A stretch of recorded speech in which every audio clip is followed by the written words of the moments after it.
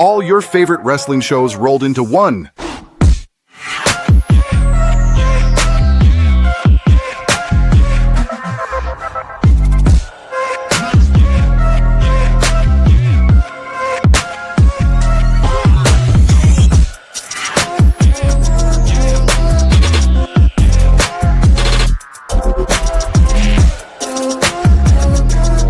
Welcome to the WeBook It podcast. Let's start the show.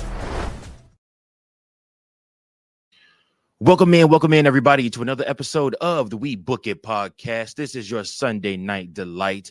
We're going to be changing things up a little bit this week and doing something a little bit different than what we normally do.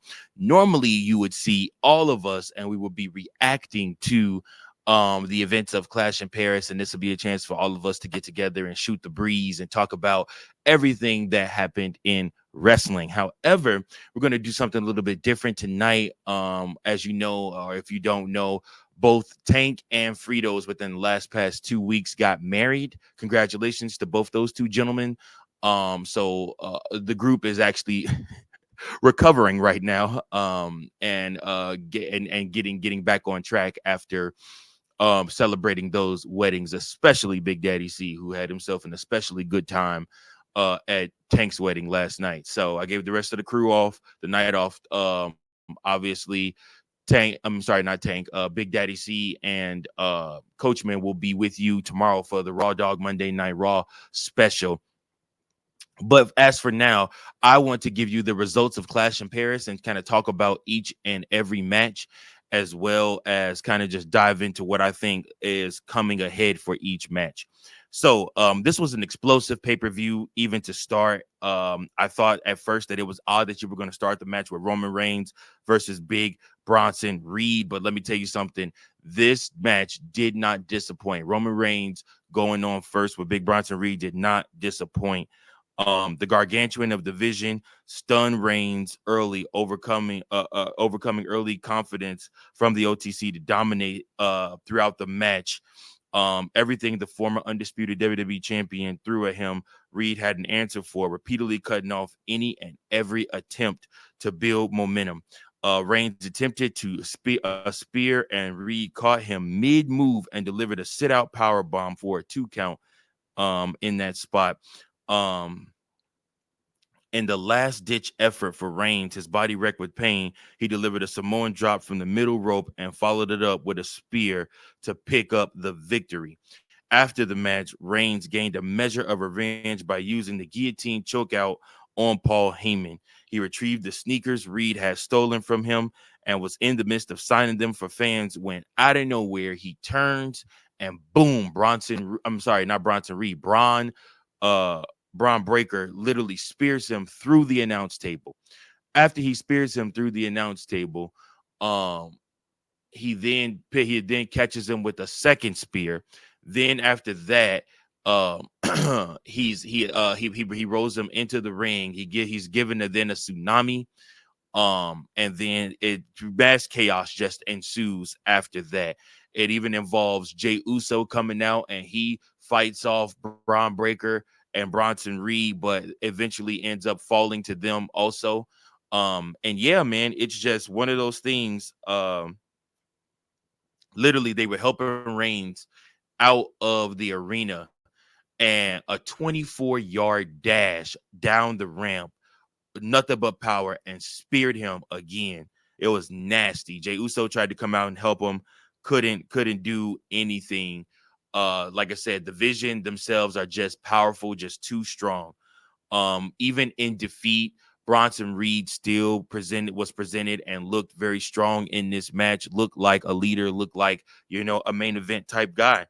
And again, he dominated Roman Reigns throughout this match. And you got to create new stars for the main stars to work with. So the fact that they're making Bronson Reed into this just boulder of a man that is just hard to beat or hard to overcome, I think does nothing but work wonders for WWE and for Bronson Reed. I think it's a good all around. Again, like I said, the tribal chief literally looked like as if the next step for him was going to end up being a match with Seth Rollins for that World Heavyweight Championship, right? wrong, because he has Braun Breaker to deal with, and these two could literally end up main eventing multiple pay-per-views, get facing each other. Braun Breaker told Roman Reigns, "You're in my way. You're a problem." And so he's trying to eliminate Roman Reigns, and he let him know he's trying to eliminate him. And I mean, like I said, it was very clear, very evident. Um, like I said, Roman Reigns actually left. First time I've seen in a long time Roman Reigns get carried out on a stretcher. They carried him out on a stretcher. Jey Uso was right by his side throughout it all. I actually love that those two are like really interacting with each other, and you can see that like the love as family is back for them too. The love and respect aspect is back for those two. I kind of like that. We move on from there, and we see that we go backstage. Oh, is it time to go backstage yet? Um, no, it's not time to go backstage yet. But the next match up is the WWE Champion Tag Team Championship match, the Street Profits versus the Wyatt Six. This match is weird for me because it kind of seems like WWE is trying to create controversy out of nowhere um between the Street Profits, between Montez Ford and Angelo Dawkins. I'm telling you guys, I think Angelo Dawkins is going to be the one to turn on Montez Ford. I don't think it'll be the other way around. I think that Angelo Dawkins is going to end up turning heel, especially if you. I'll tell you what he tweeted after the match. But just 48 hours after defeating Carmelo Hayes and The Miz to earn a shot at the tag titles, Street Profits, Montez Ford and Angelo Dawkins challenged the Wyatt Six, Joe Gacy, and Dexter Lumis in the night's second bout. Really, neither team had an advantage throughout this match. Late in the contest, Lumis took out Dawkins at ringside, only for Ford to wipe him and Gacy out with his trademark senton. As the babyface built momentum, Nikki Cross trapped his foot, allowing Uncle Howdy to deliver a Sister Abigail on the arena floor. Ford, incapacitated, fell to the plague. The single suplex powerbomb combination as the champions retained. Now, the big part in this match was the beginning, where Ford and Dawkins couldn't decide who was going to go first. It looked like both men were trying to prove a point, trying to show that they were going to lead their team to victory. They did multiple tag spots where they're telling each other to get out the ring. And it was stiff tags too, obviously. It wasn't just little pats on the back. Not really sure. The Wyatt Six cheated, obviously, to win this match, so that would lead you to believe that they're heels. But I mean, people love the Wyatt Six, so I don't really know if they're heels or baby faces right now. It's kind of weird. So we go on from there. The Women's Intercontinental Championship match, Nikki Bella versus Becky Lynch. So after weeks and weeks of verbal back and forths and these two trying to get, the head on one another, finally, like I said, they're going to have their Intercontinental Championship match, and the war of words is over. Now it's time to throw hands, right? So Becky Lynch predictably gained control early and set the pace of the match against Bella, and whom the commentary team questioned if she was experiencing ring rust.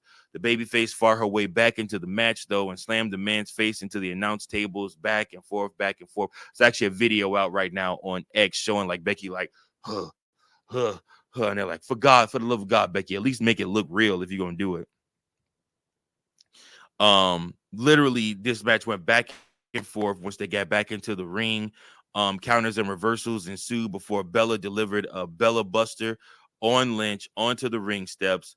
That was not enough to keep the champion down, though, as Lynch recovered, caught Bella with a neat backslide, and scored the win. So Lynch retains her Women's Intercontinental Championship match. I think that this might have been a little bit too soon to put Nikki Bella in this position and in this match with somebody the caliber of a Becky Lynch. I understand you need somebody for Becky Lynch to work with, and name wise, Nikki Bella is great, but she was not good in this match. I mean, there was a lot of botches in this match, a lot of moments missed. There was one time she tried to do a moonsault off of the top rope, and she was supposed to catch Becky was supposed to be there to catch her. She didn't wait on Becky. She did the move, and she literally landed, and then she tried to feign an injury like she slipped or something like that.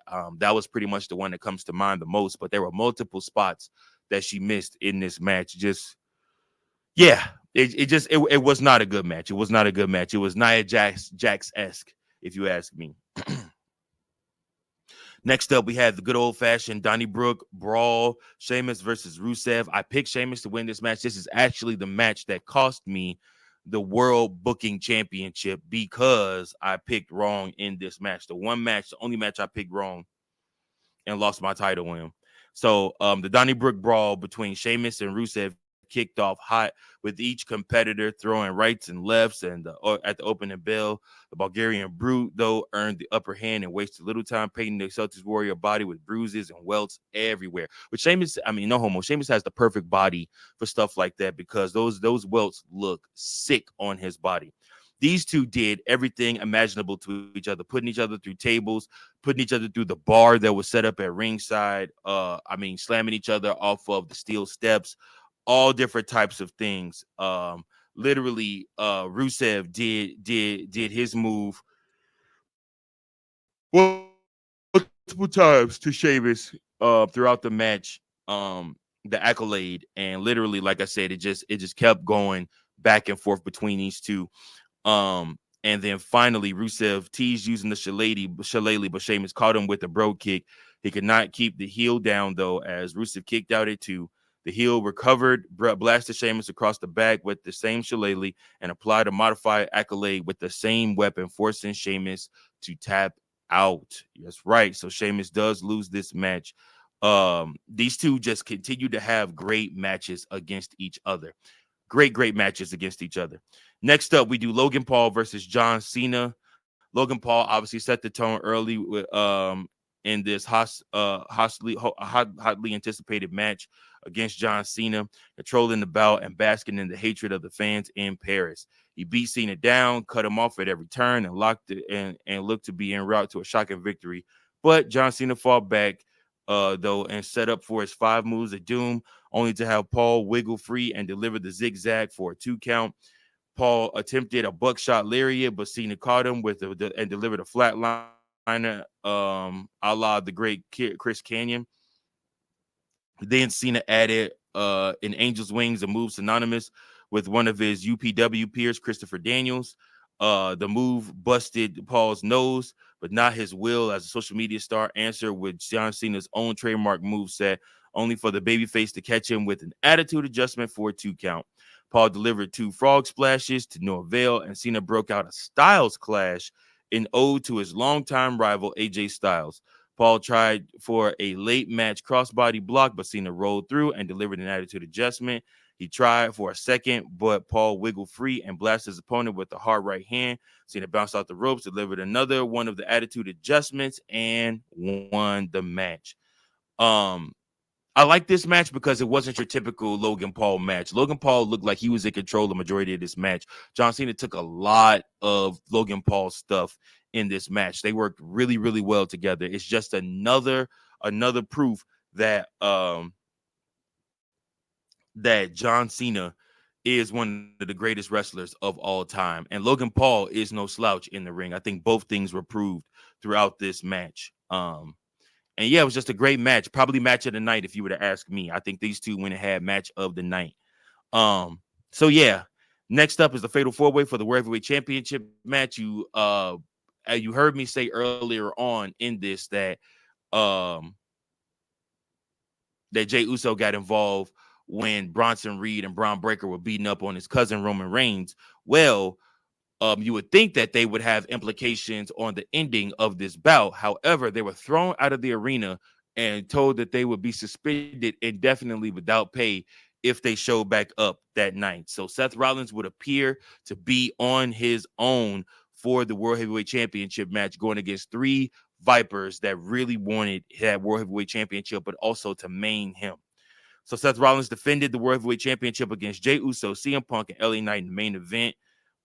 He felt the ramifications of the odds early, beaten down and brutalized by all 3 of his opponents. A super kick from Uso to Punk, then to Knight, prevented the 3 challengers from putting the Visionary away, allowing him to stay in the fight.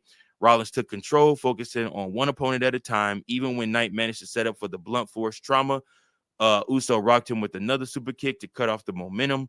The action broke down from there with Knight sending Punk crashing into a table, Knight delivering a BFT, and Uso breaking up the pin to keep the match alive.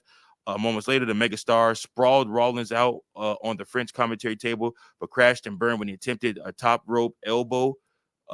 Back in the ring, Punk delivered a go to sleep to Uso, only for the champion to deliver a stomp and another near fall. When the heel was set up to stomp that would have crushed Punk's head inside with a steel chair, the challenger moved and delivered the go to sleep. He set up for a second, but out of nowhere comes Becky Lynch and in the clad black and delivered a low blow. Rollins recovered and delivered the stomp on a steel chair and won the match. Off the cuff, Becky Lynch coming out to support her man makes absolute sense. I thought for a while now, why don't they just put these two in a group together? If they're both heels, they're both bad guys, they're both synonymous with titles and winning. They're both champions currently, and they're married. I mean, it just makes sense for these two. And of course, it makes even more sense if you're going to have AJ Lee return to help CM Punk, maybe at WrestlePalooza, maybe at another event. But AJ Lee, her name has been buzzing all around social media and all around WWE. I think she is on her way back. I think that's the only logical, sensible thing to do as to what make this feud even better and make it more money is these two adding in the wives. So it makes sense. But yeah, Seth Rollins is still your World Heavyweight Champion, and this has been your review of the Clash in Paris. Please tune in tomorrow for my Raw Dog Monday Night Raw, where you can hear from Coach and Big Daddy C, and you might even get a cameo from the new booking world champion, Devin, aka Tank, who might join in and be a part of that show for a couple of minutes. Listen, I appreciate each and every last one of you guys. Tune in tomorrow. Make sure that you like, share, and subscribe, and give your thoughts below. What do you think about Becky Lynch joining her husband, Seth Rollins, in the Vision group? Let me know your thoughts on that. I appreciate each and every last one of you. Comment below. Make sure you like, share, and subscribe. Until next time, keep those book and pencils sharp.